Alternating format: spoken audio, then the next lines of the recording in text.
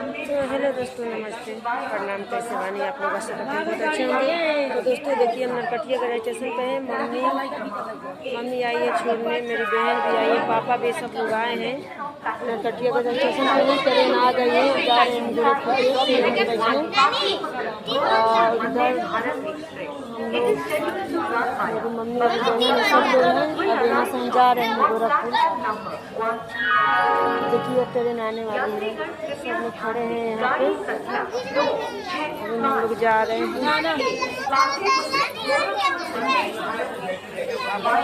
दोस्तों ट्रेन आ चुके हैं। देखिए दोस्तों, ये बेतिया के ट्रेन है। बेतिया मम्मी के घर जो गोरखपुर से ट्रेन जाती है, बेतिया वाली है। अभी हम लोग ट्रेन अभी आ रहे हैं, जा रहे हैं मम्मी के गांव। बेतिया ही जा रही है गोरखपुर से।